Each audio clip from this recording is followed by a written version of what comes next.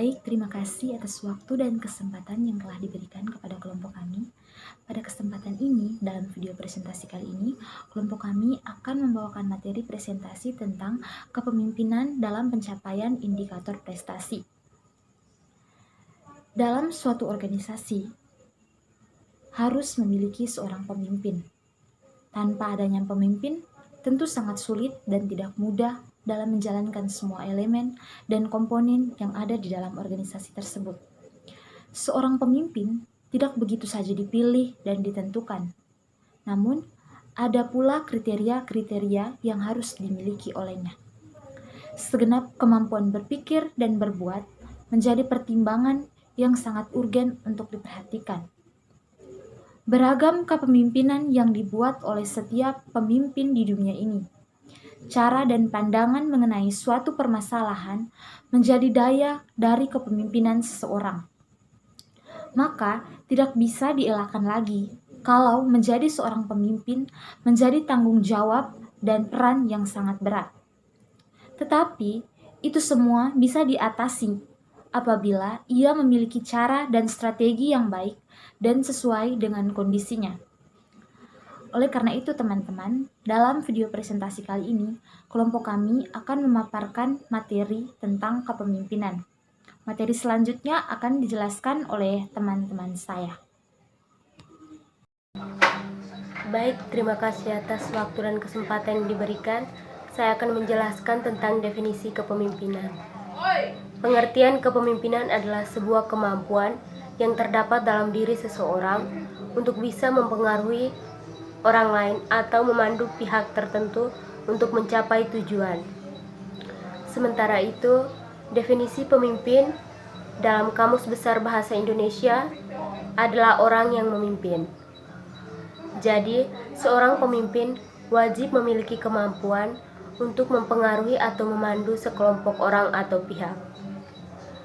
Pengertian kepemimpinan menurut para ahli. Yang pertama, menurut Stoner, kepemimpinan adalah sebuah proses dalam mengarahkan atau mempengaruhi kegiatan terkait sebuah organisasi atau kelompok demi mencapai tujuan tertentu. Yang berikut menurut Wadjo Sumidjo, kepemimpinan merupakan kemampuan dalam diri seseorang dan mencakup sifat-sifat seperti kepribadian, kemampuan, dan kesanggupan. Kepemimpinan tidak bisa dipisahkan dari gaya, perilaku, dan kedudukan pemimpin bersangkutan dan interaksinya dengan para pengikut serta situasi. Yang berikut menurut Sondang P. Siagin, kepemimpinan dapat diartikan sebagai kemampuan seseorang menjabat sebagai pimpinan organisasi tertentu dalam mempengaruhi orang lain, khususnya bawahannya. Ini dilakukan supaya mereka mampu bertindak dan berpikir sesuai dengan arahan tertentu supaya tujuan dapat tercapai dengan mudah.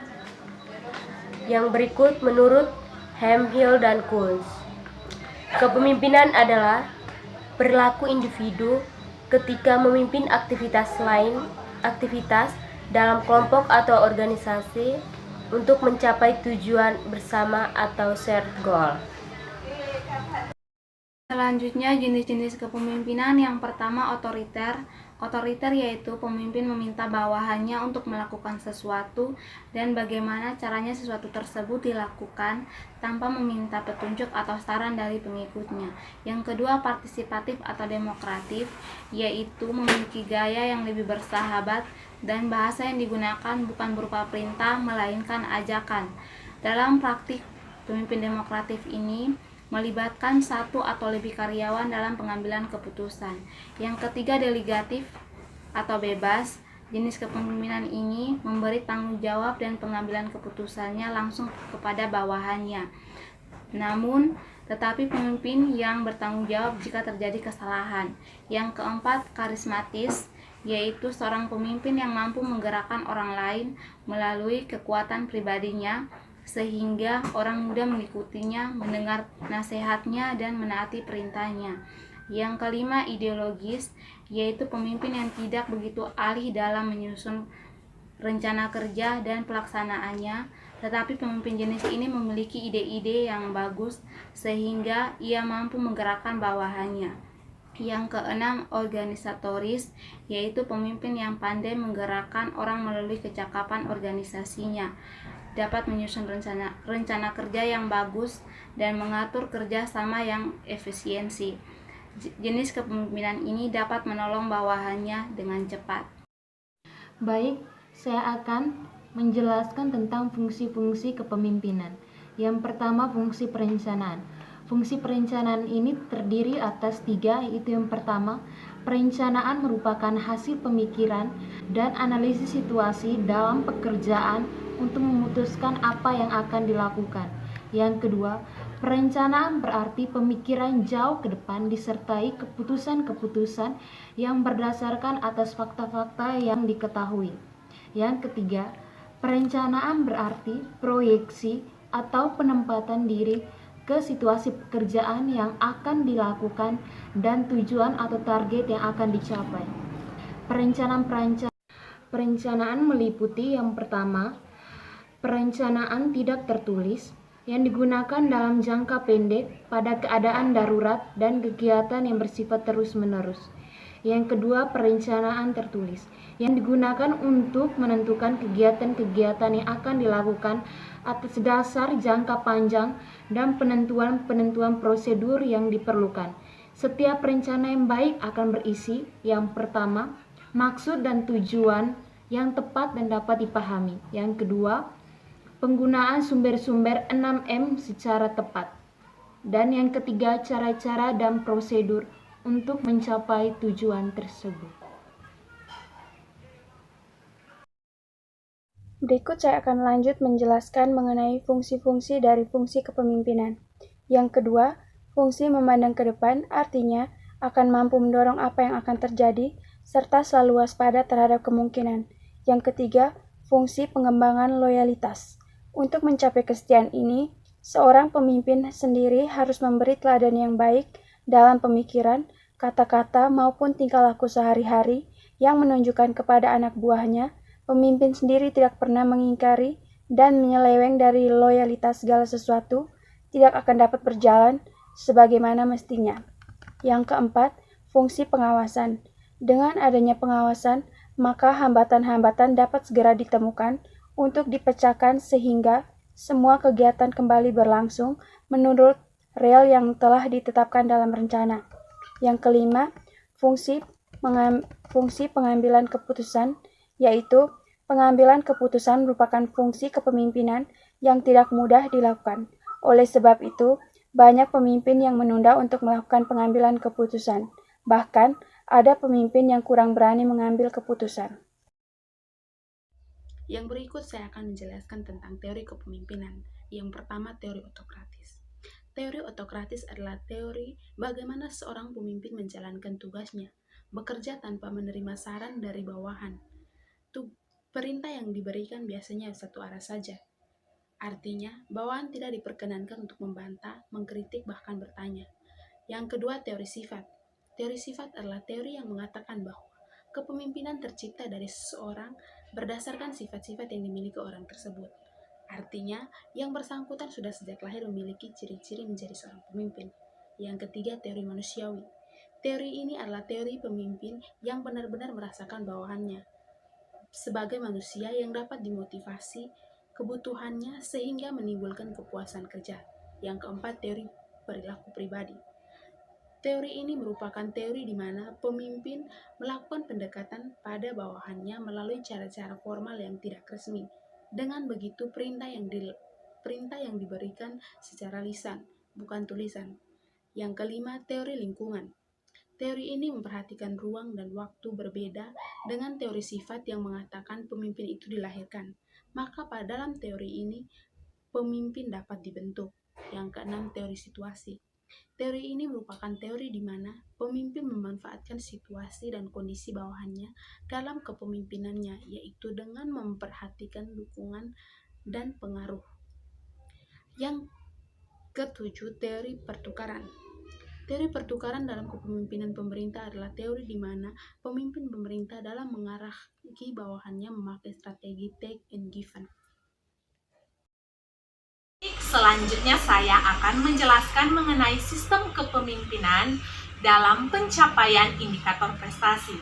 Yang pertama mengenai gaya kepemimpinan otokratis. Tipe pemimpin seperti ini cenderung lebih dominan dalam pengambilan keputusan, kebijakan maupun aturan. Kepemimpinan seperti ini lebih berfokus kepada ide dan gagasan yang diambil oleh dirinya. Ia membatasi segala sesuatu yang berkaitan tentang ide maupun gagasan yang diberikan oleh bawahannya. Mereka tidak pernah menjalin komunikasi sehingga tidak pernah ada diskusi atau sejenisnya. Tipe kepemimpinan seperti ini bisa kita temui dalam suatu negara dengan sistem kepemimpinan kerajaan. Yang kedua adalah gaya kepemimpinan birokrasi. Nah, dalam gaya kepemimpinan seperti ini biasanya diterapkan dalam sebuah perusahaan. Sebuah perusahaan akan berjalan dengan baik apabila karyawan-karyawannya benar-benar melaksanakan semua sistem seperti yang sudah ditentukan. Namun, dalam penerapannya, sistem ini lebih memberikan kesempatan yang sedikit bagi para karyawan untuk dapat mengambil bagian karena segala sesuatu telah diatur sedemikian rupa. Yang ketiga adalah gaya kepemimpinan partisipan. Dalam gaya kepemimpinan partisipan sendiri, usulan dapat berasal dari para bawahan. Karena solusi dari pemecahan masalah itu sendiri dapat diganti, yang artinya semua orang dapat memberikan usulan. Pemimpin seperti ini lebih mengutamakan kesempatan untuk karyawannya bisa dapat mengambil bagian dalam hal mengambil keputusan dan mengutamakan nilai kekeluargaan. Yang keempat adalah gaya kepemimpinan delegatif. Nah, gaya kepemimpinan ini sendiri lebih berfokus memberikan kewenangan sepenuhnya kepada karyawan untuk mengambil keputusan. Dan tipe dari kepemimpinan ini sangat-sangat merugikan karena mengingat banyak karyawan atau anggota yang belum begitu matang dalam hal mengambil keputusan sehingga dapat menyebabkan kehancuran dari perusahaan maupun organisasi tersebut. Yang kelima adalah gaya kepemimpinan transformatif.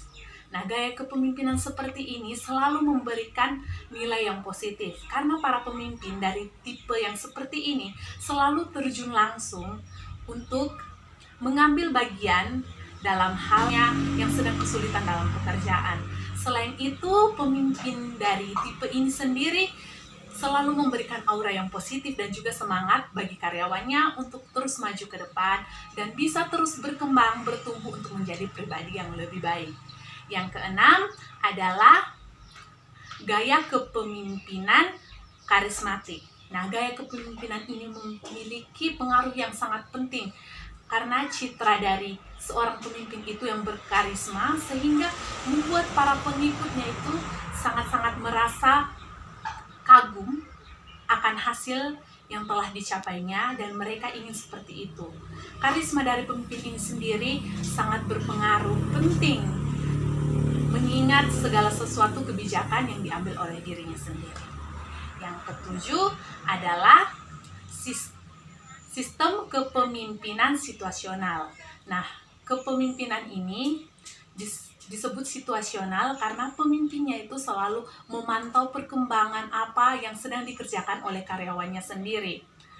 Dalam sistem kepemimpinan seperti ini, mereka menggabungkan antara fungsi kepemimpinan dengan kondisi dan situasi yang sedang terjadi. Nah, berikutnya saya akan menjelaskan lagi mengenai siklus kepemimpinan dalam pencapaian indikator prestasi. Ada 3 komponen penting dalam sebuah kepemimpinan, yaitu yang pertama adalah pengaruh. Kepemimpinan adalah pengaruh dan yang terjadi oleh pengaruh. Nah, jadi pemimpin itu mempengaruhi pengikut atau bawahannya ke arah yang diinginkannya. Yang kedua adalah legitimasi.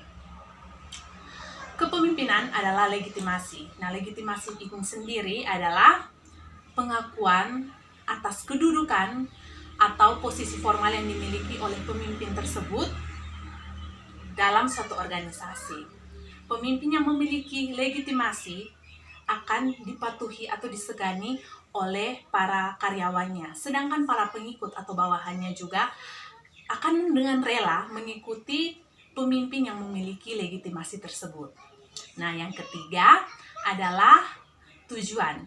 Kepemimpinan adalah pencapaian tujuan.